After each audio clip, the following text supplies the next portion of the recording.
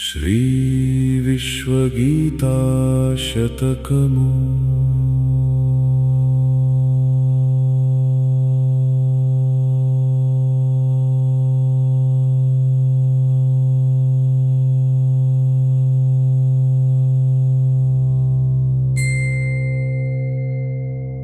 श्लोक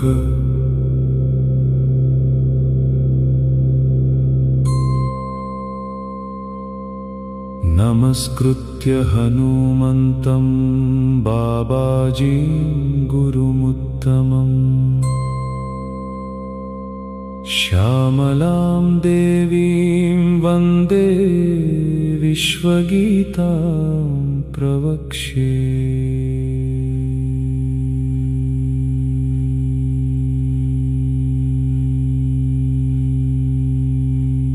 शतकोटिदेवताभिः रक्षितं भुवनत्रयं लोकानां हितकामाय सारं गीतासु संग्रहम्। पातिकप्रस्थितं भूमौ मुप्पातिकदिवि स्थितम् देवतेजो भवेत् नित्यं धरा संरक्षणाय च। श्लोका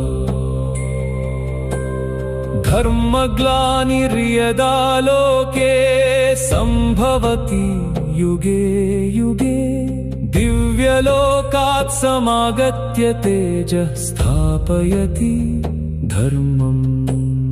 नारायणः स्वयं पार्थाय कुरु जङ्गले तदेव विश्वगीताया मूलबीजं सनातनम्।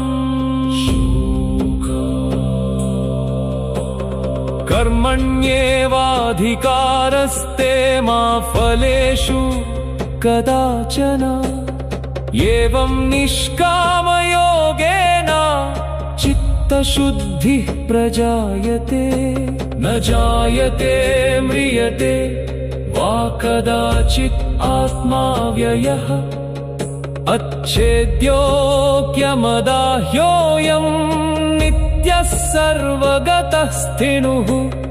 योगस्थः कुरु कर्माणि सङ्गं त्यक्त्वा धनञ्जय सिद्ध्यसिद्ध्यो समो भूत्वा समत्वं योग उच्यते।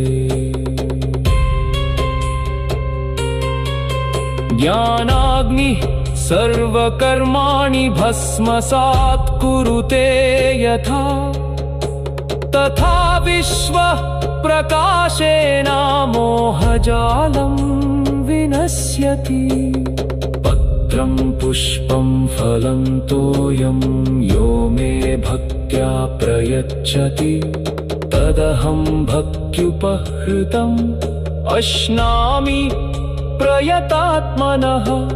सर्वधर्मान् परित्यज्य मामेकं शरणं व्रज इति गीतान्त्यवाक्येन विश्वशान्ति प्रजायते।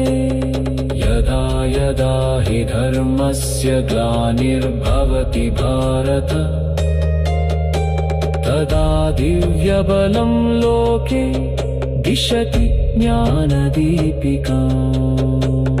भक्तिः कर्म च ज्ञानं च समन्वयमिहोच्यते। विश्वगीतां पठेत् नित्यं सर्वपापप्रणाशिनी। अभयं सत्त्वसंशुद्धिः ज्ञानयोगव्यवस्थितिः एते दैवी सम्पदः प्रोक्ता मुक्तये नात्र संशयः। श्रद्धावान् लभते ज्ञानं तत्परः संयतेन्द्रियः ज्ञानं लब्ध्वा परां शान्तिम् अचिरेणाधिगच्छति। यो मां पश्यति सर्वत्र सर्वं च मयि पश्यति तस्य यस्याहं न प्रणश्यामि स च मे न प्रणश्यति विश्वरूपमिदं सर्वं नारायणमयं जगत् पश्यन्नित्यं हृदि स्थं तं सर्वदुःखैः प्रमुच्यते इन्द्रियाणि पराण्याहुः इन्द्रियेभ्यः परं मनः मनसस्तु परा बुद्धिः बुद्धेर्यः परतस्तु स लोकत्रयस्य सारेण निर्मिता विश्वगीतिका शतकोटिसुरान् वीक्ष्य शक्तिं प्राप्नोति साधकः श्रीकृष्णार्जुनसंवादे यत्तत्त्वममृतं पुरा तदेव विश्वगीताया प्रथमो अध्याय उच्यते।